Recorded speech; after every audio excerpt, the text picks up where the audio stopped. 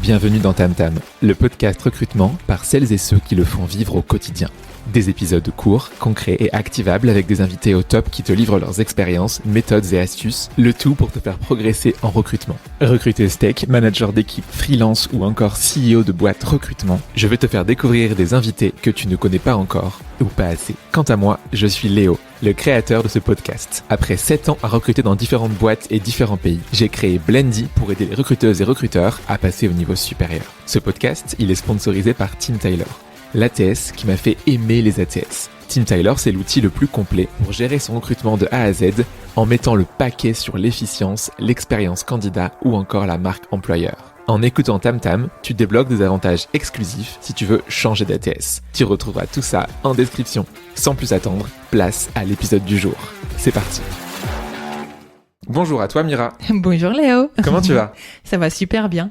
Écoute, merci de m'accueillir dans ta ville très pluvieuse aujourd'hui d'Angers. Mais oui, t'as pas la chance de voir la douceur angevine depuis ton arrivée. Je suis navrée. Là, écoute, ouais, je voulais en profiter pour visiter la ville, tu vois, mais finalement, oui. je devrais revenir. Ça me fera une occasion, tu vois, de revenir quand il fera beau. Exactement. Mais c'est pas grave. Merci de m'accueillir dans ces beaux locaux. On fait de l'appui pour le pod, espèce de coworking oui, à côté de la gare d'Angers, avec une très belle vue sur une grue. Oui, exactement. Et la pluie avec la Et brume. la pluie. Il y a un peu moins de brume. Tout à l'heure, on voyait pas grand-chose au loin. Là, ça commence à se dégager. Exactement. On voit un peu l'horizon oui. et la campagne. Oui, on ça a fait le point météo d'Angers. Exactement, voilà. Vous savez tout. Au moment où on se parle, qui n'est pas le moment où vous écouterez, mais c'est pas grave, on s'en fout. Je suis trop content d'être avec toi, Mera. Et en plus, c'est rigolo parce que t'es la deuxième personne qui m'avait fait un jour un commentaire sur LinkedIn en disant genre j'ai trop aimé tel épisode, j'ai trop aimé le podcast. Et du coup, je me suis dit, tu sais quoi, je vais t'inviter parce que ça fait un retour là-dessus. C'était le cas pour Ludivine qui vit à Lyon, pareil, qui me dit genre je suis trop fan, etc. Et donc je fais, tu sais quoi, viens, je t'invite. Donc ravi de pouvoir te parler. T'as plein de choses à dire sur ta passion qui est le sourcing. Avant qu'on parle de sourcing, est-ce que du coup tu pourrais en à peu près 1 minute te présenter ? Bien sûr. Je suis Mira et je suis originaire de Bulgarie, de l'accent que tu entends depuis qu'on s'est rencontrés. En fait, je suis incapable de prononcer un mot qui contient 2 R sans rouler au moins l'un des deux, ça c'est sûr. Sinon, j'ai un parcours académique qui est assez hétérogène. J'ai fait une licence en commerce international en passant par un master en droit social et ça fait un peu plus de 10 ans maintenant que je travaille dans l'univers de recrutement. En fait, tout a commencé par un stage dans un cabinet de recrutement qui à l'époque s'appelait Rivière Consulting, puis dans un autre qui gravitait autour du recrutement pour les PME et qui s'appelait Small is Beautiful. Et c'est comme ça que j'ai découvert en fait les techniques de chasse et de cold calling et l'envie simplement de trouver des infos, puis des personnes et bien évidemment de trouver aussi les moyens d'accrocher la discussion et puis d'aller un peu plus loin, notamment dans la discussion avec ces personnes-là. Et ça fait maintenant 8 ans que je travaille sous la casquette de sourceuse, un peu plus que 2 ans maintenant en tant qu'ADEP. Et là, en parallèle, je viens de m'associer à 2 adorables personnes qui sont Mathieu Doran et Vanessa Poisier, pour proposer à 3 une nouvelle offre, notamment autour de la stratégie et la transfo au service du recrutement et du sourcing. Trop bien, en espérant que du coup Vanessa et Mathieu nous écoutent. Et du coup, on vous dit coucou si vous êtes en train de nous écouter. On va potentiellement reparler de vous. Et j'aime beaucoup Mira parce que tu fais partie de ces personnes qui font du sourcing ta passion et ton métier. Exactement. Tu sais, beaucoup de gens font du sourcing. Enfin, déjà les gens font du recrutement avant de faire des RH et beaucoup font du sourcing avant de faire du recrutement. Exactement. Et ils pensent que c'est un sous-métier du recrutement. C'est genre le fameux chargé de recherche que tu as dans les cabinets. Et beaucoup de gens pensent que c'est un métier qui est pas stratégique, qui est pas intéressant, qui est pas intellectuel, qui est pas créatif, alors que c'est un métier de fou. Enfin, moi, c'est une des parties que je préfère le plus dans le recrutement, tu vois, genre dans le côté global de tous les métiers, de tous les sous-métiers recrutement, les différentes approches que tu as du job. Le sourcing, je trouve ça moi trop intéressant. Donc c'est cool que tu fasses ça et je suis content de parler avec une passionnée de sourcing. Moi aussi. Est-ce que du coup, tu as une chose que tu aimes dans la vie que tu pourrais nous partager ? Oui, mais je pense que c'est un petit peu un effet miroir, mais j'aime bien les personnes souriantes. Les personnes comme toi, genre, Exactement, je me fais une autopub de la science du sourire. Mais non, effectivement, j'aime bien les personnes souriantes, mais j'aime beaucoup aussi les personnes accessibles qui savent se mettre au niveau de ses interlocuteurs. Et typiquement, dans l'univers du recrutement, on peut prendre l'exemple avec un hiring manager qui est capable d'expliquer son métier à un lycéen sans qu'on lui pose 1000 questions pour comprendre comprendre ce qu'il fait et les enjeux auxquels il s'adresse. Et puis, j'aime bien manger, mais ça, je le sais depuis toujours, mais encore plus depuis que je vis en France. Ouais, on mange plutôt bien. Oui, on mange bien à Angers. C'est quoi les spécialités locales? Oula, il y en a quelques-uns. Alors, il y a c'est les quoi ta Rio. préférée? Il y a les fameux Rio. Et Rio. Alors, pourquoi c'est de la viande? Oui, c'est la viande. Moi, j'aime beaucoup la viande. Comment tu dis, cuite un peu? C'est très gras, voilà. C'est du canard, non? Non, c'est du porc, si je me trompe pas. C'est bien du porc. Et c'est un petit peu comme une poitrine fumée. Ça peut ne pas être fumé, mais c'est cuit, c'est bon. Et puis, on a les fouets ou les foisses. C'est du pain. C'est les brioches, un peu comme en Vendée, du coup. Non, c'est pas la même chose. En fait, c'est du pain grillé dans un four à bois ou... Enfin, bref, c'est une tuerie. En fait, on ouvre le petit pain et on peut lui mettre plein de choses dedans. Et tu mets des choses dedans. Exactement. Parce que je crois que c'est je vais pas de bêtises, j'espère que les gens vont pas me vouloir qui m'écoutent, mais je crois que c'est en Aveyron. Tu vas aussi aller à Aveyron en France, genre tout au sud, vers à peu près Montpellier. Du coup, tu as une chose qui s'appelle la foisse et c'est de la brioche pour le coup. Oui, exactement. C'est très sucré exactement. et tout. C'est très, très bon. Non, il y a pas mal de spécialités. Tu as aussi le Cointreau pour les animateurs de cocktails. Tu as aussi un petit gâteau aux prunes qui est très très bon. Donc sincèrement, on mange bien, on se régale à Angers aussi. Trop cool. Et inversement, est-ce qu'il y a des choses que tu n'aimes pas dans la vie? Ce que j'aime pas probablement, c'est les situations de conflit. Mais ça, je pense que je suis pas la seule.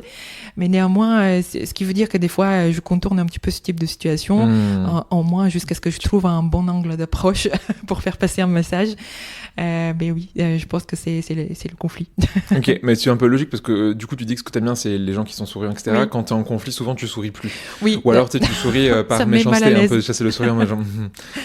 Donc très bien. Et dernière question que je pose à tout le monde, c'est genre, est-ce que t'as un objet fétiche que t'as ramené pour l'enregistrement? Ça c'est une très bonne question. Je ne vois rien autour de toi. Oui, mais parce que je pense que je ne suis vraiment pas attachée à un objet en particulier, même si le téléphone fait partie de nos vies courantes de manière assez permanente. Mais même si je l'oublie à la maison, c'est pas très très grave. Okay. J'essaie de l'avoir quand même sous le bras depuis que je suis maman. Mais il n'y a pas vraiment un objet. J'ai pas de doudou. Tu n'es pas matérialiste. On peut dire ça comme ça, peut-être. C'était dans un épisode de podcast avec Yacine où il m'a répondu à cette question. Je me suis départi du dictat du matériel. Très bien, bravo Yacine. Je ne suis pas du tout. Je suis à milieu de ça. Mais intéressant. Écoute, merci pour ça. On peut du coup passer aux choses sérieuses. Le thème d'aujourd'hui, c'est le sourcing. On va faire plein de parallèles sportifs sur le sourcing. Est-ce que c'est un sport d'équipe? Est-ce que c'est un sport stratégique? Est-ce que c'est un sport de combat? Qui vont être les trois grosses parties qui vont animer ce podcast. Du coup, première chose, est-ce que c'est un sport d'équipe? Est-ce que, première question pour toi, c'est en gros, c'est quoi les acteurs, les actrices du sourcing? Si le sourcing était un film ou une série, et qui participe à une session de sourcing? Oui, c'est une très bonne question parce que je pense que ça peut varier en fonction de l'organisation d'une entreprise. Vraiment aussi la dynamique des recrutements et les équipes qui gravitent autour du recrutement aussi. Mais quoi qu'il arrive, il y a deux acteurs principaux qu'on voit assez régulièrement, c'est le recruteur et le hiring manager. Le hiring manager qui est un petit peu à l'origine du recrutement lui-même et le recruteur et ou le sourceur, puisqu'on peut avoir les deux à la fois ou juste le recruteur qui fait les deux. Oui, le recruteur qui fait du sourcing du coup. Exactement, qui viendra un petit peu avoir un rôle de transfo, soit pour transformer justement les profils en candidats, soit avoir un double rôle, justement, transformer ces candidats en employés par la suite. Mais oui, je dirais deux rôles principaux dans le sourcing, celui du hiring manager et celui du recruteur et le sourceur. Ok. Et après, effectivement, si on voit différents types de structures, on peut prendre l'exemple, par exemple, des grandes sociétés, là où j'ai pu faire du sourcing dans une structure comme chez Accenture, par exemple. Là, on avait plusieurs équipes qui gravitaient autour du recrutement. On avait les équipes de recrutement qui étaient effectivement des recruteurs répartis par business, exactement, l'équipe de sourceurs, puis bien évidemment le hiring manager avec les équipes opérationnelles et une autre équipe qui venait se greffer en temps en temps et effectivement ça aurait été plus intéressant de creuser et vraiment l'incruster de manière générale dans le process, c'est celle du marketing recrutement. Donc, on en parlait tout à l'heure oui. avec du coup Aurélien avec qui tu travaillais à l'époque, Aurélien Boutoudou qu'on salue s'il nous écoute, je sais qu'il est un grand fan de podcast. C'est ça. Ok, donc et t'as ça, et est-ce que du coup t'avais aussi des gens qui étaient ce qu'on appelle les intervieweurs, donc en gros qui sont pas hiring managers, qui sont en gros des opérationnels à qui on dit de faire un entretien. Tu penses qu'à ce moment-là ils sont pas dans le sourcing, ils sont plus là juste pour l'entretien, ils sont pas inclus selon toi dans la phase préliminaire de sourcing? Oui, exactement. C'est vraiment l'hiring manager côté opérationnel, c'est tout quoi. Oui, exactement, oui, clairement. Et comment du coup par le besoin, enfin en gros pour toi, admettons t'as un hiring manager qui te dit, je sais pas, elle est directrice commerciale et elle te dit il faut que je recrute 2 commerciaux. Comment ça fonctionne? C'est quoi pour toi un peu le début? Qu'est-ce qui se passe par rapport au début d'un besoin? Effectivement, encore une fois, ça dépend aussi. Le recruteur lui-même a un deux soucis, la casquette du sourcing, du sourceur à la fois, parce que tout dépense, tout commence avec une session un peu de débrief avec la personne qui recrute pour son équipe, justement pour pouvoir un petit peu mieux cerner son contexte, les enjeux, le profil avec les compétences, ce qui est assez classique quand on fait du recrutement finalement. Et là, effectivement, une fois que le brief est fait, on déclenche assez naturellement les actions assez classiques. Donc, on va rédiger une annonce, soit on va en reprendre une, ce qui est pas toujours un très bon exemple parce que ça a dû évoluer, le besoin a changé. Exactement, donc il faut toujours revoir ces basiques. Donc reprendre, rédiger une annonce, publier sur le site carrière si on en a un, ou sur les job boards pour drainer un peu de candidature. On peut essayer de réactiver un programme de cooptation parce que c'est super intéressant aussi d'engager un petit peu l'équipe opérationnelle elle-même. Bien sûr. Mais aussi les autres équipes, c'est ça qui est super intéressant. Je pense qu'on oublie souvent de communiquer aux équipes annexes qu'on recrute dans telle équipe. Ça, les gens qui n'ont rien à voir avec le business, par exemple, tu recrutes en marketing, tu vas demander à un DevOps de te dire est-ce que tu connais des gens en marketing. Ça se trouve, ils en ont dans leur réseau. Oui, exactement. Et ça c'est vraiment intéressant. Si on arrive à faire ça, je pense que des fois, on peut avoir des belles surprises.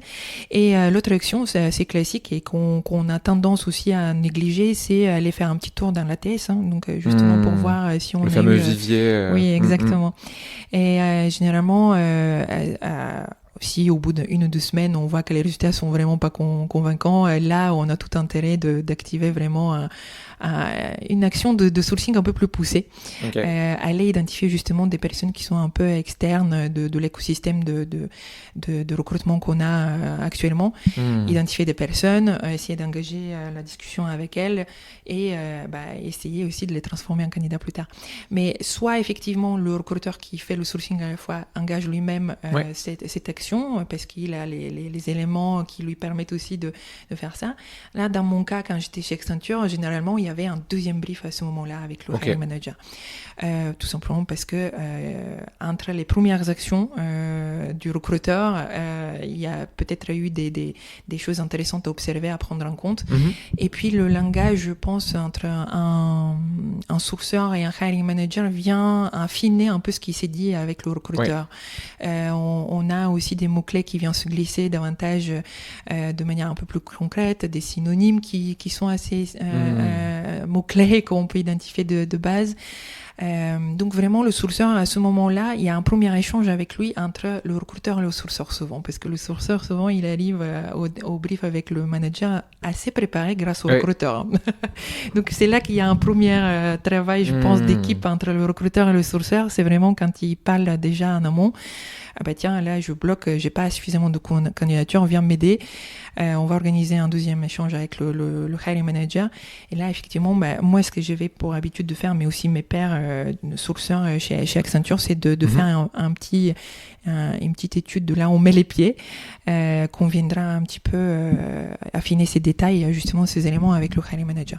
Ok, si je comprends bien, du coup, ce que tu dis, en fait, c'est que tu as une première étape où, en fait, plutôt que d'aller chercher des gens à l'externe, tu cherches d'abord en interne, parmi les collègues, parmi les anciens candidats et de la cooptation, donc le réseau de tes collègues. Et si c'est que quand ça marche pas, quand t'as pas trouvé en interne, que là, du coup, tu cherches à l'externe. Exactement. Ok, trop bien. On peut se dire ça, que c'est l'idéal des scénarios, tout simplement parce que on a forcément pour le moment des ressources qui peuvent être activables plus rapidement. Ça sert à rien de se fatiguer, aller chercher des gens sur LinkedIn, à envoyer des messages, alors que t'as des gens en interne t'as déjà leurs coordonnées, tu sais déjà potentiellement leurs valeurs, si des anciens candidats en process, etc., etc. Tout à fait, oui. Ok, je reviens un peu, tu disais que tu avais un point important qui était la partie de ce qu'on appelle le kick-off, Oui. le brief. Comment tu l'appelles, toi? Parce que chacun l'appelle comme le brief. Le brief. C'était un Ouais. peu une sorte de débat. Est-ce que Ouais. tu dis brief? Est-ce que tu dis kick-off? Est-ce que tu dis réunion de cadrage? Est-ce que tu dis... Ah, on s'en fout un peu presque du chacun nom. l'appelle comme il veut. Ok, Exactement. donc du coup, dans ton brief, Oui. comment tu t'y prépares? C'est souvent un élément... Enfin, Oui. selon moi, c'est l'élément le plus important du recrutement. Oui. Sans ça, le reste n'est pas à la hauteur. Comment tu d'accord. prépares un brief efficacement sur le Mais côté sourcing, du coup? Ça, c'est une super bonne question parce que effectivement,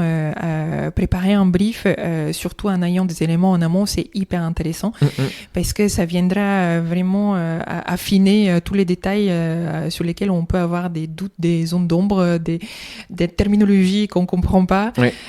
Et souvent, grâce aux infos qu'on a eues par le recruteur en amont, on va aller faire un petit premier pré-mapping du marché, justement pour se dire, OK, là, le hiring manager, imaginons, il cherche quelqu'un qui a minimum 6-7 ans d'expérience sur une telle compétence, sur telle zone géographique. Et là, on se rend compte qu'on s'adresse à un public de 20-30 personnes selon les métiers.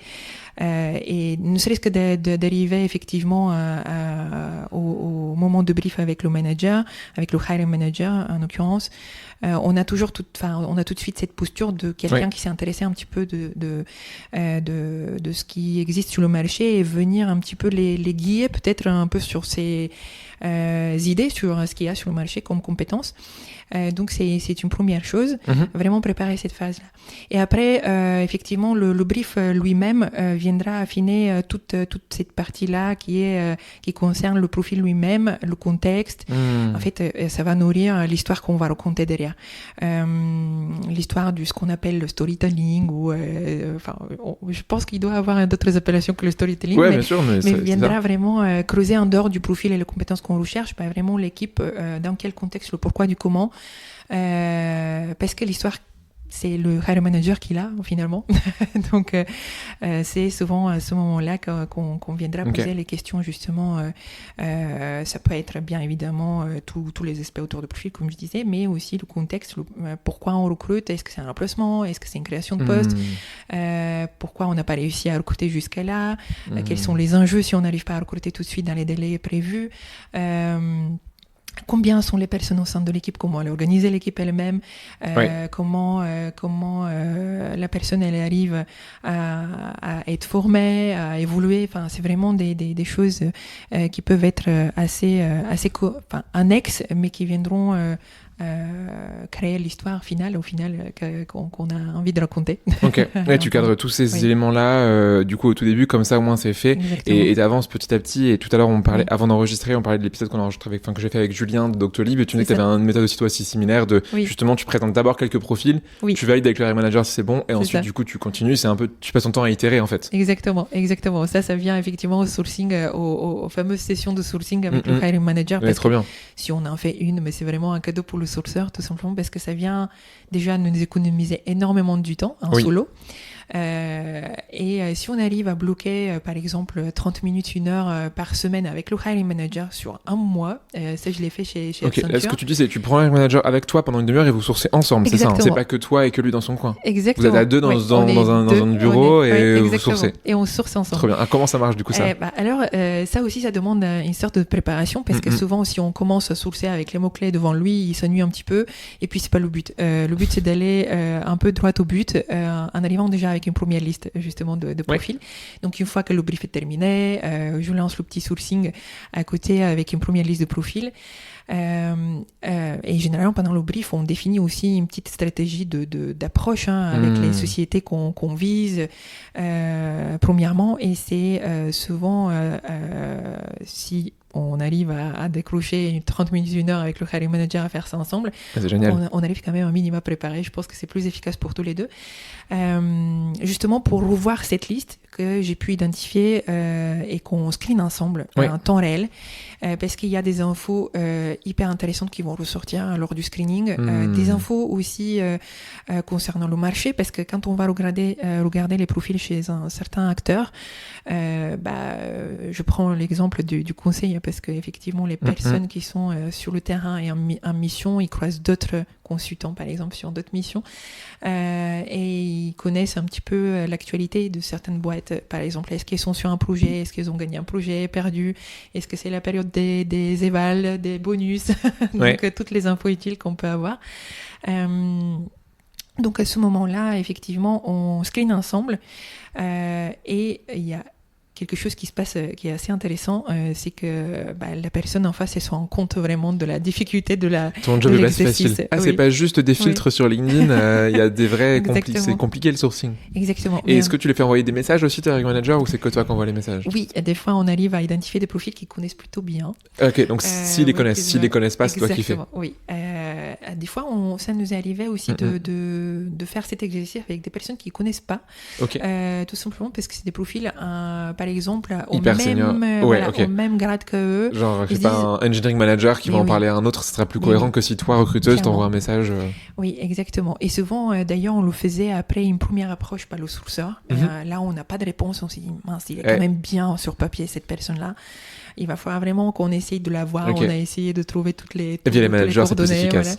Et on passe pas le manager. Trop des fois, ça répond pas. Et c'est là qu'ils se rendent compte que mince, ça fonctionne pas toujours. Et il se dit c'est normal, ça marche pas potentiellement. C'est pas lié du coup en fait à mon sourceur, ma sourceuse qui fait n'importe quoi. C'est parce que du coup le marché est dur, parce que les gens ont pas envie de répondre, etc. Ok. Est-ce que tu as d'autres manières de faire du sourcing avec les managers? Là, du coup, tu disais tu te poses avec et tu chasses des gens, des inconnus. T'as d'autres manières de faire du co-sourcing, du pair sourcing? Oui, il y a différentes manières probablement à co-sourcer avec les hiring managers. Donc il y a cette partie-là qui est vraiment le screen des profils qu'on a identifiés. Chose que j'ai pas précisé pour venir un petit peu peut-être visualiser comment on peut faire, mais ça c'est vraiment, ça relève de l'organisation de chacun. Moi par exemple à l'époque j'utilisais Excel, même si aujourd'hui c'est un gros mot Excel, on s'en sert toujours de manière assez artisanale. Bien et sûr. En fait c'était un peu comme un petit sprint sourcing avec le hiring manager, parce qu'on faisait ça souvent sur un mois et demi, mais c'était vraiment toutes les semaines. Et en fait c'était un tableau avec une petite colonne par société, et dans les colonnes on marquait le nombre de profils identifiés, approcher celles qui ont répondu, pas répondu, et après effectivement on savait combien il faut relancer, et donc on avait des stats avec des tableaux croisés dynamiques. Non mais c'est ok, ça fait le boulot, et des fois plus efficace que des ATS qui font mal de l'analytique de toute façon. Oui, ça dépend effectivement des ATS qu'on a. Je me suis offert un outil depuis que je travaille à mon compte, j'utilise Jarvis. Ça marche super bien pour quand t'es indep, quand t'es cab, c'est bien. Ça c'est génial, et effectivement c'est parce qu'on a les stats en temps réel, mais quand on n'a pas un Excel fait forcément très bien l'affaire. Bien sûr. Et après, pour répondre à ta question, justement, si on peut sourcer autrement avec les hiring managers, ça c'est vraiment c'est des sessions, je dirais, qui viennent vraiment mettre la patte dans l'eau dur. Je sais pas si c'est une expression française, ça. J'invente. Non, je passe mon temps à en inventer, je suis très nul dans l'expression. Oui. Ils mettent la main dans le cambouis. Très bien. Ça passe. Les mains à la pâte, c'est ça que tu... La main dans la pâte, très bien. Merci Léo. Tant que ça monte, tu sais, genre fin de journée, genre oui, non, mais c'est ça, le cerveau a processé. C'est fin d'après-midi, les cafés ne suffisent plus. Exactement. Mais oui, généralement, les deux manières dont j'ai pu faire toujours chez Accenture, et même aussi avec certains clients, aujourd'hui, c'est... le co-sourcing avec le hiring manager lui-même. Ok. Donc on s'assoit et on regarde un petit peu son réseau directement sur LinkedIn par exemple, on ouvre et on regarde un petit peu les profils qui s'approchent avec l'expertise qu'ils recherchent, avec la compétence qu'ils recherchent. Ça peut se faire soit en one-to-one avec le hiring manager lui-même, ça peut être avec des personnes de son équipe, exactement, ou à plusieurs comme tu dis, parce qu'on l'a fait ça aussi notamment chez Accenture. Très bien. Qui avait, en fait, le hiring manager avait mobilisé toute l'équipe pour venir des sessions de co-sourcing. Tout le monde se mettait derrière son PC, ressortait des profils, et on a identifié généralement 2-3 types de profils. Donc les profils que eux ils connaissent, ils se disent mince, j'y ai pas pensé, je vais le contacter, probablement ça fera une cooptation. Des profils qu'ils connaissaient plus ou moins de loin sur des missions, et on se disait tiens, tu peux le contacter de ma part. Donc souvent quand on contacte quelqu'un de la part d'eux, ça marche un peu mieux. Et d'autres types de profils, ceux qui connaissaient pas vraiment bien, mais sur papier ça collait. Quand je dis sur papier, sur profil LinkedIn, ça collait un petit peu à ce qu'ils recherchent. Ils disent, là, go, tu peux aller le contacter. Okay. Je pense que ça peut le faire. Trop malin. Ça c'est vraiment génial. Donc il y a ce type d'exercice qu'on peut faire. Après, ce qui est bien aussi de faire ce type d'exercice, et je pense maintenant, c'est pourquoi pas le faire avec des personnes. Ça, je l'ai fait dernièrement sur une mission avec des personnes qui sont arrivées dans l'équipe il y a très peu de temps. Ok. Au niveau de l'onboarding, tu fais ça un peu, quoi. C'est dans les 2-3 premiers mois. Oui, exactement. Tout simplement parce que je pense. Tu trouves pas que c'est un peu tôt, du coup? Genre, ils sont à peine arrivés dans la boîte et tu leur dis, genre, va voir dans ton réseau, cherche des gens, c'est pas too much? Ça n'a jamais été perçu comme ça, heureusement. Okay, très bien. Ça a été toujours bien vu. Au contraire, ils sont contents. S'il y a un mode onboarding, ils sont contents de leur boîte, ils vont coopter. Souvent, oui, ça se fait au bout de 6 mois, trop bien. An. Mais le but, c'était simplement d'avoir un retour un peu plus externe de quelqu'un qui était très proche du marché tel qu'on l'approche. Et justement, savoir un petit peu, mais pourquoi il a rejoint la boîte déjà. Oui, bien sûr. En tant que sourceur, les raisons sont hyper importantes. On vient de creuser un peu là-dedans, ouais. avoir des éléments. Et pourquoi pas avec une personne qui est là depuis un petit moment, qui a connu une évolution au sein de la boîte, parce que ça vient témoigner d'autres parcours au sein de la boîte qui peuvent se joindre un petit peu, soit au message d'approche, mais pourquoi pas aussi lors des précales. Je pense plus lors des précales qu'un message d'approche, parce que si on envoie un roman, des fois c'est pas le plus pertinent, mais ça viendra un petit peu étouffer justement les échanges qu'on peut avoir avec trop bien. Donc plein de manières de faire ça. Et dernière du coup question pour toi sur la partie vraiment équipe. Alors il y a beaucoup de gens, que tu l'as dit, enfin déjà il y a beaucoup de gens qui font du recrutement mais qui font aussi des RH en même temps dans les boîtes. Enfin, typiquement là voilà, cette semaine je suis à Angers parce qu'il y a une formation où des gens font et des RH et du recrutement. Peu de boîtes déjà ont la chance d'avoir des recruteurs et des RH, et dans des boîtes il y a des recruteurs et des sourceurs. Pour les gens qui sont dans cette relation là, toi c'est quoi en quelques minutes vraiment tes conseils pour un recruteur mieux travailler avec un sourceur et pour un sourceur mieux travailler avec un recruteur? Oui, c'est une très bonne question Léo, parce que c'est vrai que c'est, je pense, intéressant déjà de garder en tête que on a les deux fonctions, on a le même but, finalement, c'est le recrutement lui-même. Bien sûr. On aime bien le dire et on l'entend souvent, même sur les réseaux par des pairs du recrutement, que le closing se fait dès l'initiation, un petit peu de la recherche et les approches, jusqu'au but, on est avec un mindset closing, donc arriver au recrutement lui-même. Mais ce qui est important, je pense, c'est quand même de mesurer sa performance de manière assez distincte, justement. Oui, c'est pas la même chose que tu vas évaluer sur une recruteuse, un recruteur ou un sourceur, une sourceuse, quoi. Exactement. Je pense que c'est important parce que ça viendrait enlever toute cette partie qui est complètement paradoxale de compétitivité entre les deux fonctions, qui n'a pas lieu d'être, tout simplement, parce qu'on a certes on a un but final, mais on a des objectifs différents entre guillemets, parce que un recruteur, un sourceur en soi, si on commence par le sourceur, lui il va avoir pour but final vraiment de transformer un profil XY qui n'est pas du tout à l'écoute du marché en quelqu'un qui est intéressé, et aller jusqu'à même le process, donc le transformer en candidat. Alors que le recruteur lui-même, il va avoir plutôt un rôle de... il peut mesurer sa performance aussi sur comment est-ce que j'ai transformé suffisamment de profils rentrés en process en entretien final, est-ce que j'ai transformé les profils en entretien final en employé par la suite, mesurer les différentes étapes. Le sourceur, lui, va aller sur des terrains différents, il va mesurer le taux de retour global, mais il va mesurer est-ce que j'ai transformé des profils, certes pas un candidat tout de suite, mais des profils intéressés, donc différents types de KPIs pour chacun qui viendront effectivement mesurer l'efficacité et la performance des deux fonctions, tout simplement pour se dire que s'il y a un recrutement qui n'avance pas, finalement, on peut regarder sur les différentes étapes qu'est-ce qui ne fonctionne pas. Ça, c'est déjà une chose. Après, je pense que là où il y a un sacré rôle super important, c'est celui aussi de la marque employeur, parce que le sourcing, c'est pas une solution de recrutement immédiate, hein, donc ça donnera pas des résultats demain, parce qu'on s'adresse à un public qui est en poste, qui est Bien sûr. déjà d'une part peu accessible et sensible aux messages qu'on leur adresse. Donc c'est des recrutements au long terme.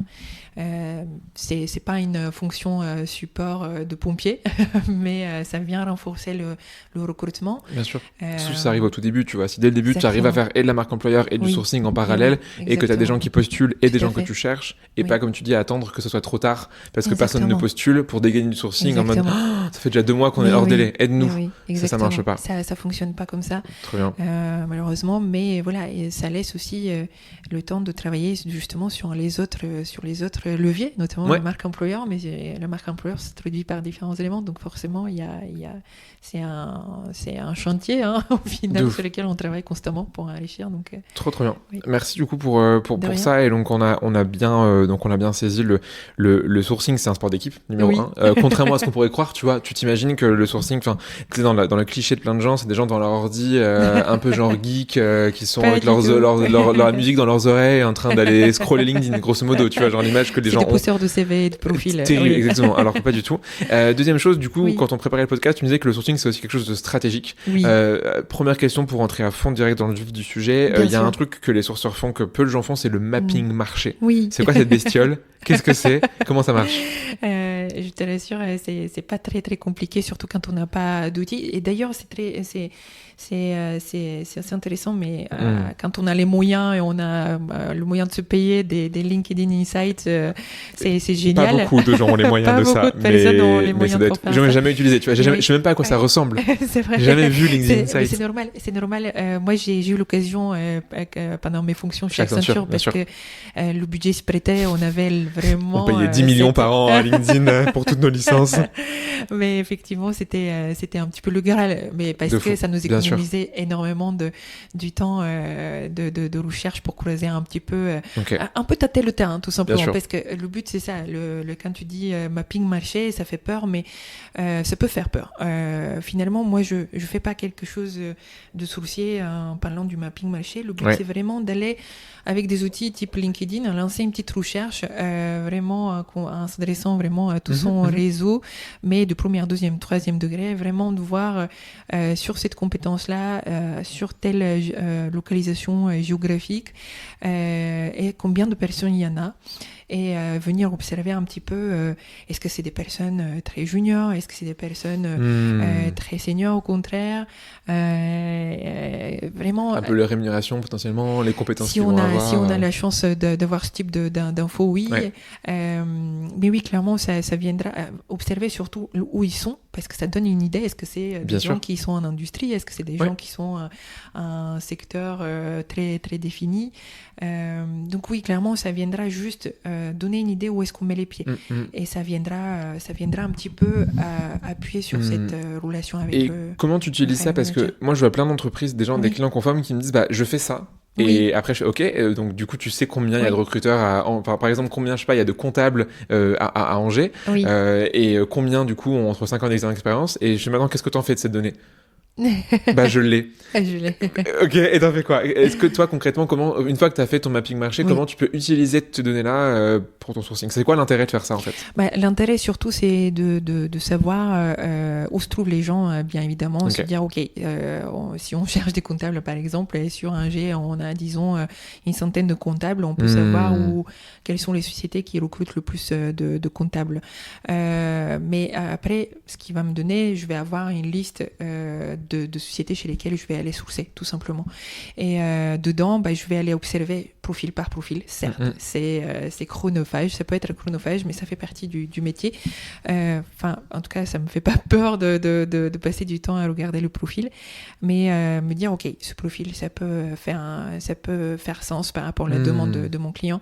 Je présente, ou alors il est un peu limite, mais ça peut être intéressant. On le met quand même dans la liste, on discute avec le hiring manager, mais vraiment, c'est ça le but, c'est de se dire, ok, avec cette liste-là, c'est bien d'avoir, ça donne déjà de la matière lors du brief avec le hiring manager à se dire, ok, j'ai pris le temps, j'ai regardé, regarde ce que j'ai trouvé. Est-ce que toi, ça te paraît est-ce que tu étais déjà au courant de ça? Oui, non. Est-ce que tu peux me donner d'autres pistes? Peut-être parce que j'ai pas inclus certains critères qui peuvent être intéressants. C'est simplement ça, se venir déjà avec une posture de je me suis intéressée à ce que tu m'avais évoqué au téléphone ou par message. On vient parler et ça donne tout de suite un petit terrain de confiance entre les deux. Et on sait qu'on va se dire des choses probablement intéressantes lors du brief, tout simplement. Non, mais de fou. Et à ça, du coup, je te rajoute deux choses. La première, du coup, ça permet aussi de refaire venir sur Terre les hiring managers qui vont te demander le fameux mouton à 5 pattes. Oui. Et si tu prends tous leurs critères, que tu fais ton étude marché, tu leur dis, j'ai mis tes critères, il y a 5 personnes. Mais oui. Voilà, c'est tout. Et si t'enlèves par contre ça, et que t'enlèves ça, regarde, t'en as 500. Exactement. Oh, t'en as 100 fois plus de personnes. Viens, on enlève ces critères. Et ta deuxième chose par rapport à ça, c'est que du coup, une fois que tu sais ça, tu sais, si t'as 500 personnes, par exemple, à contacter et que tu dois recruter 5, tu sais que t'as du coup une chance sur 100. Enfin, t'as une personne sur 100 que tu vas avoir. Donc, du coup, tu peux te permettre de faire potentiellement du mass sourcing et d'envoyer plein de messages. Par contre, si, je sais pas, tu veux quelqu'un qui fait du biomimétisme, t'en as pas 12 000 qui font ça en France. Donc, du coup, là, tu sais que tu vas devoir faire attention et devoir envoyer peu de messages, mais des bons messages. Et ça permet du coup de voir à quel point tu vas personnaliser ton message. Plus tu as de profil, moins tu personnalises potentiellement. Moins tu en as, plus tu peux par contre aller à fond dans le copywriting. Tout à fait. Deuxième question pour toi. Alors évidemment, tu vas me répondre qu'il faut externaliser parce que du coup, c'est ton job aujourd'hui. Donc en toute objectivité, est-ce que tu penses que c'est mieux d'internaliser ou d'externaliser ton sourcing? Donc en gros, d'avoir des sources, soit des recruteurs qui font du sourcing en interne, soit d'avoir des sourceurs et des sourceuses en interne que tu recrutes pour ça, soit troisième option, d'avoir du coup des cabs, des prestats qui te font du sourcing pour toi. Sincèrement, encore une fois, je pense, Léo, que ça dépend de l'organisation de l'entreprise elle-même, de vraiment de la dynamique des recrutements qui est en interne, la volumétrie, la temporalité de ces recrutements et de la relation qu'on a au sourcing, parce que c'est important aussi si on s'y prête dans ces fonctions de recruteur à faire du sourcing nous-mêmes. Est-ce qu'on a le temps aussi? Parce que sincèrement, depuis le temps que je travaille dans le recrutement, si je dois prendre tous les exemples dans mon entourage, il n'y en a pas beaucoup de recruteurs qui aiment faire ça. Et je peux comprendre. Ou alors ils se disent j'aime bien mais j'ai pas le temps. Si t'as 12 000 trucs à faire. Et beaucoup de recruteurs sont en sous-effectif en plus. Tout à fait, exactement. Il y a beaucoup de recruteurs qui sont en sous-effectif et qui n'ont pas le temps de se pencher dans la technicité et puis aussi dans vraiment tout le travail qu'un sourceur il peut faire. Donc là, on peut se poser la question, si on a, imaginons une structure, je prends encore une fois des grands groupes type Accenture, là où on a une temporalité de recrutement qui est instaurée, une volumétrie qui est assez importante. Je prends des exemples avec des équipes comme SAP ou des boîtes tech, là où on recrute énormément des ingénieurs. Comme des ESN par exemple. Exactement. Ça peut être aussi le cas. Là, on a tout un intérêt de jongler aussi parce que c'est beau à construire un vivier avec des profils. Ouais. Mais si on ne sait pas, aussi. Ça prend énormément de temps. Si t'as des besoins urgents, si tu dis, je sais pas, genre tu dois recruter pour demain et que tu dois, non mais attends, je crée une cellule sourcing, je vais recruter des gens, créer un process, mais des outils, ça arrive pas avant 6 mois tes résultats. Non, ça arrive pas avant 6 mois, exactement. Mais oui, là, il y a un intérêt justement d'internaliser le sourcing dans ces fonctions parce que on va créer effectivement des viviers intéressants avec des profils intéressants pour construire quelque chose de continuel entre guillemets, mais aussi pour essayer d'éviter ces périodes de stop and go qui sont très propres au cabinet de conseil, je pense. Là où si on a une personne qui prend en charge ce vivier-là, qui le maintient, on peut se dire, de toute façon, on n'a pas arrêté tout d'un coup. Là où ça peut arriver quand on externalise complètement tout, ou quand c'est le recruteur qui le fait, il n'a pas le temps non plus d'entretenir un vivier. T'as plein de contraintes en fait qui peuvent arriver. Exactement. Alors que quand t'as quelqu'un en externe qui te fait ça, c'est son job de t'envoyer des candidats et des candidates, donc il le fera. Exactement. Ok, donc ça dépend des contextes quoi. Ça dépend, je pense, vraiment des contextes. Effectivement, si on est sur des recrutements assez ponctuels, un petit peu sur mesure, on sait qu'on va pas recruter peut-être 10 sur les 2 prochaines années ou les 3 prochaines années. Là, on peut se dire, oui, pourquoi pas externaliser finalement, parce que la volumétrie, elle est pas importante en termes de temps. On se dit que là, on a plutôt intérêt de miser sur 5 recrutements cette année, pas plus. Là, on peut externaliser complètement. Après, il y a aussi d'autres enjeux qui sont plutôt stratégiques pour une société, celle du budget et de la dépendance vis-à-vis des prestataires. Et là, ça peut être très cher. Ça peut coûter très cher. Des fois, le jour, j'ai eu un prospect qui me disait que c'était... en fait, ils faisaient 100% de leur recrutement via des cabinets. Oui. Et ils recrutaient zéro en interne. Genre, littéralement rien. Il était genre, waouh, ça fait un million. Et encore, si c'est efficace, à la limite, on peut se poser la question. C'est ça, en fait, c'est efficace, mais du coup, les recruteurs, les recruteuses en interne, du coup, devenaient des manageuses de cab. Du coup, autant qu'à avoir personne et laisser les cabs tout gérer, ou internaliser justement des gens qui sont sourceurs et sourceuses. Ok, trop bien, merci. Et troisième question pour le côté vraiment strat, c'est alors les gens qui n'aiment pas le franglais et les anglicismes vont me tester, mais comment tu templatises et comment tu processises du sourcing? En gros, comment tu rends ça plus efficient, plus efficace, et comment tu rends le sourcing genre inévitable? Je pense qu'effectivement, si on a des canaux assez classiques qui fonctionnent pas, en tout cas au niveau attendu, qui sont les canaux classiques qu'on a discuté tout à l'heure. Effectivement, le sourcing vient forcément se glisser un petit peu dans les fonctions du recruteur et dans l'organisation du recrutement. Et là, je pense que ce qui est important, que si on s'adresse au sourcing, c'est d'avoir toujours ça d'abord en tête. C'est que, encore une fois, c'est pas une solution miracle déjà d'une part. C'est pas une, je dirais, mission pompier entre guillemets qui viendra drainer des résultats immédiats. Donc il faut s'assurer un minima que ce besoin auquel on va s'adresser, il va être là toujours à l'horizon des probablement les 3 prochains mois, tout simplement parce que le sourcing il va s'adresser encore une fois aux profils qui sont probablement déjà tous en poste. C'est mieux en grande partie qui sont en poste, donc pour donner les premiers résultats, ça prend toujours entre 1 et 3 mois, selon bien évidemment encore une fois les préavis des gens. Exactement. S'assurer qu'on a le budget aussi, parce que même si c'est un interne ou externe, c'est quand même important. Et par la suite, effectivement, de venir assurer.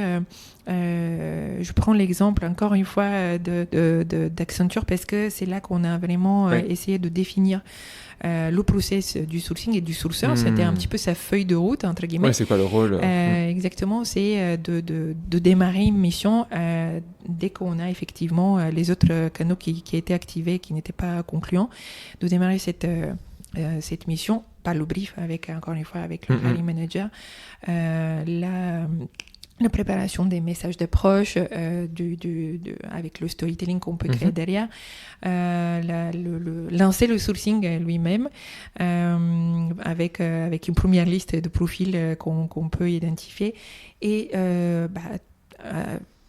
généralement, on essaye les premières semaines, en tout cas, si on a une petite équipe, ils sont tous en mission très très occupés, on peut pas avoir le hiring manager pour sourcer avec lui.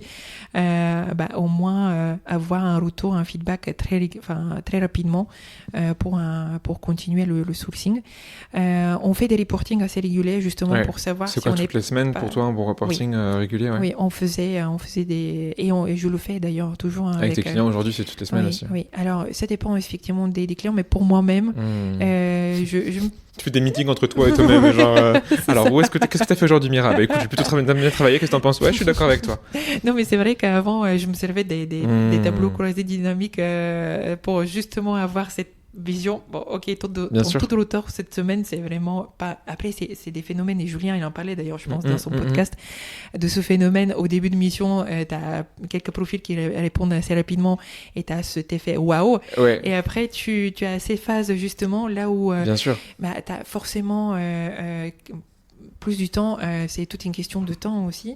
C'est là où tu doutes, tu te dis mince, ça marche pas ce que je fais. Oui, c'est ça. Et tu changes, tu peux varier les messages d'approche, tu peux aussi tenter des nouvelles types d'approches. Et bien, c'est à ce moment-là, il y a aussi l'autre phase du sourcing qui arrive, c'est identifier aussi d'autres canaux d'approche. Sinon, c'est là où les gens s'enlisent en fait dans le sourcing. Et tu vois, t'as beaucoup de gens qui en ont marre parce que, je sais pas, pendant un mois, tu fais ta recherche et comme tu dis, au bout d'un moment, les gens répondent plus en fait. T'as une sorte de courbe qui en fait passe son temps à baisser. Et est-ce que c'est logique parce que, je sais pas, admettons, tu vois, si tu as fait ton mapping marché, tu te rends compte que tu as genre 400 profils, tu en as déjà parlé à 200, 300, plus tu avances, moins du coup des gens sont pertinents potentiellement. Exactement. Et du coup forcément ils te répondent moins. Et toi du coup tu fatigues, donc tes messages d'approche sont peut-être de moins bonne qualité et tu as une sorte de cercle vicieux dégueu où à la fin tu es là genre j'en ai marre du sourcing et là tu appelles un cabinet, aidez-moi au secours et c'est fini quoi. C'est un peu ça. Et pour éviter ça en effet du coup comme tu dis faire des nouveaux canaux, sourcer à plusieurs, faire du pair sourcing entre sourceurs aussi, ou même entre recruteurs, genre se mettre ensemble en équipe et sourcer ensemble, même si Alors, sauf s'il y a des compétitions, des fois, t'as des équipes, tu Oui. sais, où genre, Oui. celui qui close gagne le bonus. Donc, s'il n'y a Oui. pas ça, C'est ça. on peut faire ça. Ouais. Oui, exactement. C'est vraiment intéressant de suivre son activité soi-même pour être Trop bien. pour savoir vers quoi on y va tout seul de notre côté.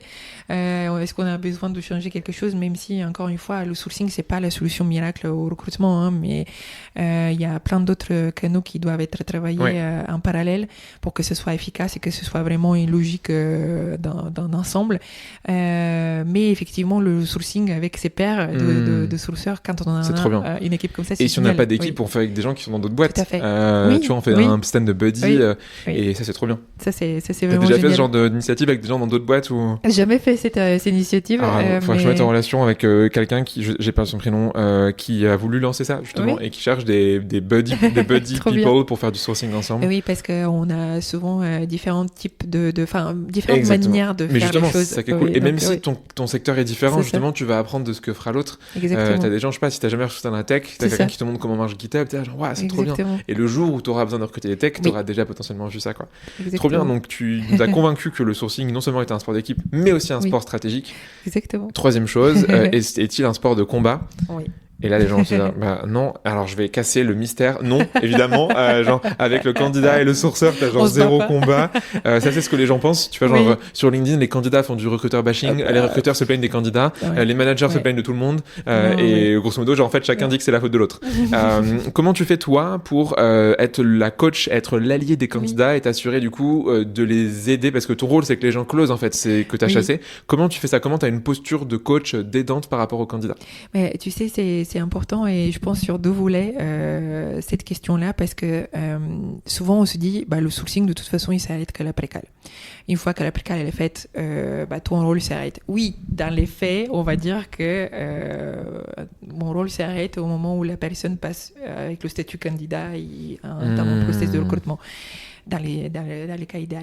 Mais en fait, ce qu'il faut se dire que c'est cette personne-là qu'on a contactée aujourd'hui et avec laquelle on a échangé et on s'est dit, OK, t'avances dans le process et à un moment donné, tant mieux si ça se transforme en CDI ou dans une signature. Bien sûr. C'est génial. Mais il y a aussi les cas les plus fréquents, en tout cas, c'est quand soit la personne n'arrive même pas à rentrer en process, même si la précale elle est faite, mais le hiring manager a dit non, malheureusement ça va pas le faire parce que le salaire est trop, parce que c'est ceci, trop ça, parce que XY raison. On s'est dit mais de toute façon cette personne-là, il va falloir quand même sécuriser un minima la relation avec elle parce que demain on va recruter probablement la même compétence au sein.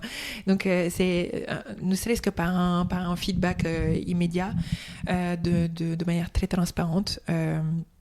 Ça c'est je pense la base pour tous les recruteurs et les sourceurs, c'est d'essayer d'être un minima présent pour les profils. C'est pas évident, surtout quand on travaille sur la volumétrie avec beaucoup de profils. Ça, je peux très bien l'entendre. Et là, on peut totalement adopter l'automatisation justement de la prise de nouvelles ou juste même bien sûr pendant le processus de recrutement, que ce soit du côté du sourceur quand on a les deux fonctions, de faire un petit coucou. Bien sûr. Hey, salut, je sais que tu es toujours en process. Clairement. Ça peut être automatisé, comme tu dis, genre à plus de 2 jours après ton premier échange, plus 5 jours. Exactement. Et à chaque fois que tu as une nouvelle étape, ça réinitialise ton automatisation et c'est hyper pratique. Et tu peux très bien faire un mail personnalisé. Où le candidat a l'impression, j'espère qu'aucun candidat nous écoute, mais les candidats ont l'impression que c'est automatisé. En fait, pas du tout, tu vois. Exactement, quand c'est bien fait, et t'es là, genre, je sais pas, genre, salut, ça fait genre 2 jours que t'as parlé à telle personne, comment ça se passe, est-ce que t'en as pensé, est-ce que t'as des questions, est-ce que je peux t'aider? Et les gens pensent, trop cool, il pense à moi, et c'est trop cool, et là, du coup, tu gagnes le cœur de ton candidat, quoi. Oui, exactement, ne serait-ce que juste un petit feedback ou une prise de nouvelles, c'est toujours bien apprécié. Parce que c'est dans la nature des personnes, tout simplement, quand on s'intéresse à elles. Donc, c'est simplement ça. Et essayer, effectivement, d'alimenter un petit peu cette prise de contact initiale avec, pourquoi pas, tiens, ça fait longtemps qu'on n'a pas discuté, je sais que tu n'étais pas intéressé, mais je te glisse juste un petit article rédigé par telle personne de l'équipe que je t'ai parlé, ou même pour une autre équipe, si c'est pour un autre client, par exemple, ou quelque chose qui n'a rien à voir avec les clients avec lesquels on travaille. Ça peut être super intéressant. C'est pas toujours simple parce que c'est vraiment là, je pense, la vraie je pense la vraie difficulté pour un recruteur, un recruteur qui fait du sourcing ou un sourceur à part, c'est de maintenir le vivier et ça passe souvent par ce type d'action. Et le contact que tu vas créer. Là, tu vois, on est allé un peu vite, on est déjà au moment où on parle déjà aux candidats et on les coach. Avant ça, est-ce que tu as des conseils sur le pitch que tu vas leur faire, ton pitch écrit, comment tu fais, tu parlais de storytelling tout à l'heure, comment tu racontes l'histoire de l'entreprise, que ce soit toi en interne tu recrutes pour ta boîte ou quand tu recrutes pour des clients, comment tu vas trouver le pitch idéal qui va convaincre tes prospects, enfin tes candidats prospects de devenir des candidats. Oui, franchement, si j'avais une réponse toute faite, t'as pas de réponse magique, mince. Moi, je m'attendais à un truc une petite baguette magique avec. Non, malheureusement, j'ai pas une réponse c'est quoi, toute écoutez, faite. 2-3 conseils là-dessus, qu'est-ce qui marche bien? Écoute, je pense que déjà, il y a bien évidemment, c'est là l'importance du brief avec le manager et les échanges réguliers qu'on peut avoir avec lui parce que c'est là qu'on va venir nourrir un petit peu ce storytelling entre guillemets qui viendra raconter l'histoire du manager, le pourquoi, du comment, avec qui, dans quel but. Bien sûr. C'est vraiment. C'est eux qui savent ça. Oui, sauf si tu passes ton temps au quotidien avec eux, mais typiquement quand tu recrutes pour une autre boîte, tu sais pas ce qui se passe en interne par contre. Exactement. Donc c'est vraiment c'est à ce moment-là, c'est pour ça les briefs sont hyper importants pour les recruteurs et pour les sourceurs à la fois. Parce que il y a le message d'approche lui-même, mais il y a l'après-cal aussi, le moment où là on va vraiment entrer en contact avec cette personne-là, vraiment essayer de nourrir l'échange avec des éléments hyper intéressants. Donc c'est vraiment l'histoire de l'équipe du manager et de c'est quoi le but, c'est vraiment le contexte dans lequel il sera accueilli et vraiment ce qu'on lui promet finalement, pourquoi il devrait quitter son job pour venir chez eux. C'est difficile de tout passer par un message simplement par écrit, mais ne serait-ce qu'essayer de sortir quelques éléments qui drainent l'intention un petit peu, un minima, la curiosité, juste pour répondre. Parce que sincèrement, je pense que la moitié, le job, il est à moitié fait quand on a une réponse, même si c'est un non, en fait, finalement. Bien sûr. Donc, oui, le non, c'est le début tu vas quand même essayer de dire, ok, t'es sûr, pourquoi, comment, et c'est ok de faire ça. Bon, alors, faut pas être trop relou et aller, mais t'es vraiment sûr, parce que après, tout le monde et c'est là où tu te fais bâcher après sur LinkedIn par des candidats qu'on en parle de toi. Bien évidemment. Et ça, c'est un autre truc, tu vois, qui souvent énerve en tout cas, les recruteurs pensent que ça énerve les candidats, c'est les relances. C'est quoi ton avis là-dessus? Est-ce que, de 1, est-ce que t'as le droit de faire des relances? De 2, combien tu peux en faire? Et comment tu fais ça? Oui, je pense que c'est la question qui n'a vraiment pas... Elle devrait plus avoir lieu, cette question, parce que je pense que... Tu sais, plein de gens flippent. Moi, en formation, je le vois quasiment toutes les semaines, où des gens te disent, mais vraiment, je peux, mais moi, ça me saoulerait. En fait, les gens ils ont un effet miroir, tu vois, et ils pensent que eux, ça les saoulerait, et donc ils le font pas. Oui, clairement. On peut comprendre cette posture. Moi-même, je l'ai eu au début, quand je commençais à faire ce métier de recruteur, mais j'ose pas. J'ose pas déranger, exactement. Et en même temps, après coup, je me dis, mais attends, Mira, tu t'es embêtée il y a un petit moment, mais de ça, tu t'es embêtée à trouver des organigrammes à l'époque, tu t'es embêtée à faire des scénarios inimaginables pour avoir quelqu'un au téléphone, et maintenant tu te gênes à relancer, mais c'est quoi ton problème en fait? Ouais, tu gâches en fait l'effort que tu as fait, quoi. Oui, exactement. Donc clairement, la relance, en fait, ça fait partie du job du recruteur et du sourceur simplement. Si on arrive à s'organiser en sorte à écrire des templates, on a écrit un premier, un deuxième. Moi, souvent, je fais 2 relances après le premier contact, ce qui fait trois messages. Trois messages. Ça dépend des publics. Je viens des fois aussi glisser un 3e quand je vois que ça va. Tu veux pas lâcher, quoi. C'est un top candidat. Oui, je me dis c'est vraiment dommage. Mais c'est impressionnant les taux de retour qu'on peut obtenir. Déjà, juste ne serait-ce que la première relance. Moi, par exemple, j'ai un taux de retour dans le conseil sur les métiers sur lesquels je m'adresse qui est les premières semaines de sourcing entre 20, 25 à 30 grand maximum.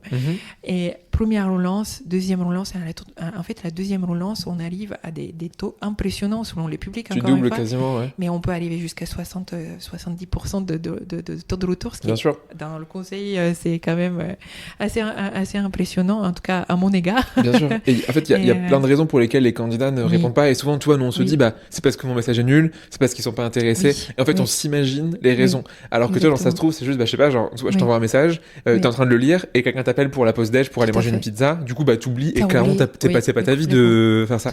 Ou alors, juste, en fait, je sais pas, t'as passé une mauvaise journée, ça te saoule, ou tu viens de passer un entretien, le recruteur t'a saoulé, t'as un autre message, et du coup, malheureusement, t'es la personne qui passe après, et donc tu prends l'énervement, en fait, qui a été créé par la personne d'avant. Et en fait, il y a genre des milliers de raisons qui font que les candidats vont pas répondre. Peut-être qu'ils auront lu, peut-être même pas, d'ailleurs, ils ont peut-être pas lu, mais du coup, en fait, toi, tu penses que il y a un mauvais truc derrière, alors que si tu relances, en fait, les gens sont contents parce que, en fait, tu penses à eux. Et tu vois, aujourd'hui, je pense, tu vas me dire que c'est pareil, mais moi, depuis 2 ans maintenant que je suis entrepreneur, si je faisais pas de relance, il y a plein de clients que j'aurais jamais closé, parce que les gens, ils oublient, ils ont pas que ça à faire, les RH. Mais oui, exactement. Il faut pas se gêner à relancer. Et puis, c'est rare, en fait, qu'on reçoit, moi, j'ai jamais reçu un retour derrière. Bon, laisse-moi tranquille, tu commences à vraiment, voilà. Ouais, ça arrive quasiment jamais. Ça arrive carrément. Une seule fois, peut-être, j'ai quelqu'un qui m'a dit genre non. C'était genre, au bout de 4 relances, c'était juste non. Et c'était violent, tu sais. Mais c'est gentil, tu vois. Non, mais c'est juste, c'est. Mais c'est ça. C'est pas une insulte. Ouais, et je me dis qu'au final, le job, il est à moitié fait du sourceur quand on a une réponse. Parce que le but un sourceur, c'est d'avoir une réponse. Après, elle est oui. Tant mieux. Oui. Si après, si c'est un non et un non ferme, tu réponds pas. C'est dur de renchérir, quoi. Genre un non. C'est même pas la peine. Tu sais que tu peux laisse pas. Tranquille. Oui. Tu sais que tu peux pas trop surréagir derrière avec des arguments, voilà. Bien sûr. Mais où tu peux jouer autour. Tu vois, c'est vraiment, tu viens de me faire penser à un souvenir où je recrutais dans des DevOps et du coup, genre, j'utilisais un peu des feintes pour trouver des. Enfin, tu connais sûrement le point patch sur GitHub. Et du coup, genre, en fait, les gens savaient pas que leur mail était accessible de cette manière-là. Et du coup, je m'étais fait insulter, non pas parce que j'avais fait une relance, parce que comment vous avez trouvé mon mail? Et du coup, je lui ai dit, vous êtes tech, n'est-ce pas? Et genre, juste ça. Et il m'a répondu, oui, alors à vous de trouver. Et tu sais, genre, et le mec était genre, et du coup, ça a fait une sorte de challenge. Et du coup, à la fin, il a kiffé. Il fait, mais je suis désolé, j'arrive vraiment pas à trouver et tout. Et du coup, je fais, juste, tu fais ça. Et j'ai fait un loom de démo de comment j'ai fait. Et du coup, le mec, il fait, trop intéressant, viens, on échange. Et du coup, parce que je l'ai relancé et parce que du coup, j'ai fait un peu ce côté jeu. J'ai pas recruté cette personne, mais genre, on s'est quand même mis au téléphone, tu vois. Ça. Les gens, ils sont OK si tu les relances de manière intéressante et originale. Oui, exactement. Il faut pas que ça soit non plus complètement. Et c'est là qu'il y a super intéressant, c'est que quand on parlait approche, storytelling, même relance, tu vois, je me suis dit, il y a un côté assez... Enfin, c'est vraiment personnel, mais je me rappelle quand j'étais en licence, j'avais une prof qui me disait, mais Mira, tu sais, il faut faire attention quand tu écris. On faisait des notes de synthèse à l'époque. Elle m'a dit, il faut faire attention à la façon dont tu écris parce que tu écris comme tu parles. Et maintenant, en fait, je me dis, mais c'est très bien, ça. C'est peut-être mon subconscient qui a fait choisir ce métier-là. Parce qu'on bon peut message, écrire comme on parle finalement. 100%. Mais oui, clairement, il faut. Je pense que oui, la relance finalement, elle fait partie un petit peu du job. Il faut être tout à fait transparent là-dessus. Exactement. C'est la base. On peut se faire violence peut-être au début quand on n'est pas à l'aise avec l'exercice, mais une fois qu'on a créé des templates et on arrive à les automatiser, si on a un outil qui fait ça, c'est super bien. Et après, sinon, avant, ce que je faisais, c'est je prends une petite... je prends mon calendrier Outlook et je mettais les créneaux de relance là-dedans. Ça demande un peu plus d'organisation. Après, tu peux automatiser. Souvent, je fais des démos d'ailleurs suite en formation où tu peux. Et tu as 12 000 des logiciels où tu fais ça et du coup, tu crées tes séquences en avance et ça les lance soit de manière manuelle et tu viens les lancer, soit de manière automatique et juste t'appuies limite et tu t'en vas en vacances. Et genre 2 semaines plus tard, tes relances sont déjà parties et t'as des retours, quoi. Maintenant, on a des outils magnifiques pour ça. De fou. Les Lemlist, Gross Machine, il y en a plein. Exactement. Là, je m'en sers et je me suis offert justement ce plaisir d'avoir un outil à mes attentes. Mais avant, voilà, on peut le faire avec de manière artisanale. C'est moins sympa, mais oui. Trop bien. Merci pour tout ce que tu nous as donné en termes d'infos. Genre, on a tracé plein de sujets sourcing et j'espère que les gens qui sourcent au quotidien vont se dire ah cool, je vais faire ça et je vais mettre ça en place et que les gens qui ne sourcent pas parce qu'ils aiment pas ça vont se mettre à aimer. Je vous vois, les RH qui ne sourcent pas au quotidien. Enfin, je vous vois pas, mais je sais que vous m'écoutez. Comme tu sais, à la fin de chaque épisode de podcast, il y a 3 questions que je pose à tous les invités. Oui. Question numéro 1, est-ce qu'il y a un contenu que tu aimes et que tu recommandes? Ça peut être de l'écrit, Oui. de l'article, du podcast, du magazine, ce que tu veux. Bon, bah, il y a bien évidemment ton podcast. Je connais pas. Tam Tam, J'ai tu un connais podcast, pas? moi? Oui. Non, j'ai entendu parler. C'est un truc de musique, ça, Super non? intéressant. Ah non. Non, ok. D'accord, ok. Super intéressant, mais je suis tombée sur un magazine l'année dernière. J'ai découvert, Ouais. probablement d'autres personnes le connaissent bien avant et depuis un petit moment. Moi, j'ai découvert un petit peu, ça s'appelle le Harvard Business Review. Ouais. Et en fait, ils font des articles hyper intéressants avec justement des études super poussées. Ouais, c'est des articles très longs à lire, quoi. Exactement. Faut être concentré quand tu les lis. Mais il faut être concentré. Des fois, Dans le train, c'est très bien. Exactement, dans le train, ça fonctionne très bien. Et je trouve ça super intéressant parce que ça vient un petit peu parcourir différentes thématiques. Ouais, c'est la culture générale, C'est économique, la culture générale, business. économique, business. Trop bien. Donc, super intéressant. Et puis, oui, Ouais, oui, tu c'est recommandes vraiment le la dernière Harvard découverte Business Review. Oui. Après, c'est cher, hein, genre 20 balles le magazine, Oui, ils sont un peu dans mais l'abus, quoi. ouais, Mais en ligne, t'as des articles qui sont gratos. qui sont gratuits, oui. Tu peux aussi les Exactement. pirater. Oui. Mais j'ai rien dit. J'ai rien dit, vraiment. Deuxième chose, est-ce qu'il y a une personne que tu aimes, que tu recommandes, qui pour toi t'inspire dans ton quotidien? Oui, en recrutement? bah écoute, je pense à plusieurs personnes déjà, mais la première personne à laquelle je pense, bah, c'est Virgile Ferrand, avec qui j'ai fait la connaissance il y a quelques mois. Tout est parti à partir d'un post en fait. Ok. Il a publié un post sur quelques Des outils. Exactement, quelques ressources sur les outils intéressants à avoir. Et je pense que c'était sur c'est le scrapping de données, de mon bon souvenir. Et à un moment donné, j'ai commenté pour dire, bah, viens, on fait ensemble. Enfin, c'était pas ça, mais ce serait intéressant de faire un truc sur les outils de sourcing. Et c'est comme ça qu'on est venu. T'as créé une page Notion. Oui, c'est exactement ça. En fait, j'ai découvert une personne qui est tellement passionnée par ce qu'elle fait. Et Virginie, c'est quelqu'un de hyper curieux qui prend vraiment le temps d'aller. Ok, j'ai entendu ou j'ai vu un outil, bah, je prends le temps vraiment d'aller voir à quoi ça ressemble, comment ça marche, comment ça fonctionne. Et ça, typiquement, moi, personnellement, je suis un petit peu... autant on était à la rue côté outils il y a quelques années, là, j'ai l'impression d'être un peu submergée par tous les outils qui peuvent venir. On est passé en effet de, comme tu dis, t'as rien, à t'as trop de choses et tu sais plus quelle est la différence. Genre, va choisir un ATS aujourd'hui parmi les 12 000. Bon, évidemment, Tim Tyler est mieux que tous les autres, mais c'est très dur, tu vois, d'aller choisir un outil de sourcing. T'en as 12 000, de scrapping de données, t'en as plein. Et du coup, c'est là où t'as fait un autre guide d'ailleurs avec Virgile. Là, au moment où on enregistre, c'est sorti cette semaine, si j'ai pas de bêtises, on est en février. Mais du coup, qui résume justement les outils. Alors, je sais pas si c'est des outils qui sont testés et approuvés ou juste un listing. Justement, parce que c'est beau à identifier des profils, pardon. On parlait profil tout au long de cette des outils. Là, c'est des outils. Oui, c'est cool de savoir comment ça marche, qui l'a déjà testé. C'est ce qu'on s'est dit avec Virgile, que là, ça mérite vraiment qu'on fasse peut-être des petits tutos, justement, comment ça fonctionne. Et moi, typiquement, les personnes comme Virgile, c'est vraiment, c'est là qui me pousse de sortir un peu de ma zone de confort. Bien sûr, il te force à faire plus. T'as une personne qui le fait magnifiquement bien et il viendra un petit peu entraîner ça chez toi.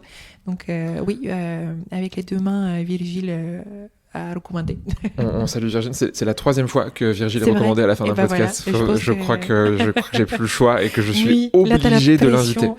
Virgile, si tu m'entends, envoie-moi un message. Et 3e question et dernière question, est-ce que tu aurais une série ou un film à recommander? Pourquoi je pose cette question? C'est les gens qui écoutent et qui se disent ce soir je sais pas quoi regarder. Du coup, j'ai écouté Tam Tam ce matin, t'as un programme, donc tu joues le programme télé. Qu'est-ce que tu recommandes? Là, il va falloir peut-être aller creuser, aller chercher un peu loin parce que c'est un vieux film, et c'est un très vieux film des années 90. Des cassettes peut-être. Des VHS. Non, on y revient facilement. Peut-être même le trouver en Angleterre. Oui, c'est un DVD. Oui, ça c'est génial. Je me suis rendu compte il y a pas très longtemps de ça que j'ai aucun support à la maison qui a un lecteur DVD. Donc, on a. Avant on avait des lecteurs DVD. Alors sauf si tu joues à des jeux vidéo, t'as genre une PlayStation ou une Xbox qui lit des Blu-ray. Mais du coup, c'est même, je sais pas si ça lit d'ailleurs si c'est rétrocompatible. Tu vois, je sais pas si les PS5 lisent des DVD. Je suis pas assez. J'ai pas de PS5. Mais bref, mais oui. Oui, donc quel film tu recommandes?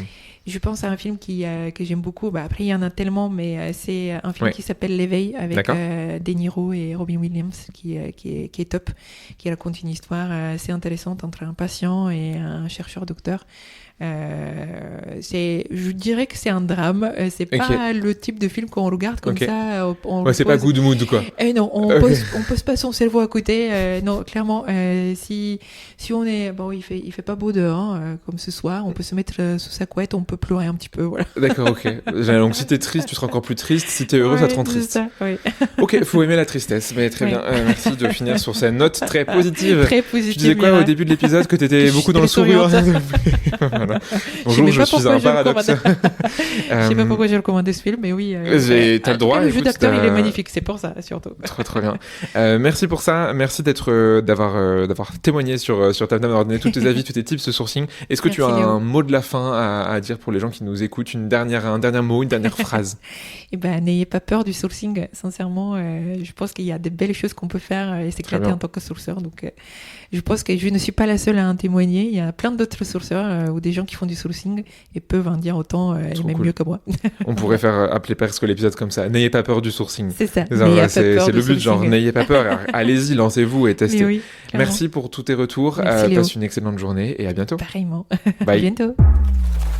Tu es arrivé au bout de l'épisode. Merci et bravo. Merci parce qu'on met du temps et du cœur à faire ce podcast avec tous mes invités. Donc en écoutant jusqu'au bout, ça fait grave plaisir. Bravo, car en écoutant Tam Tam, tu progresses dans ton recrutement, tu fais de la veille, tu challenges tes pratiques et ça, c'est vraiment chouette. Et si tu veux aller encore plus loin et te former avec Blendy, tu sais où me trouver. Maintenant, si ce podcast te plaît, tu sais ce qu'il te reste à faire. En parler au monde entier et faire des t-shirts à mon effigie.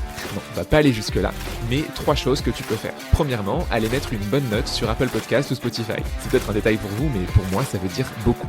Deuxièmement, tu peux en parler autour de toi. Et 3, tu peux envoyer un petit mot doux à l'invité du jour si tu l'as trouvé pertinent. Je suis sûr que tu feras des heureuses et des heureux. Allez, à très vite pour un nouvel épisode de Tam Tam.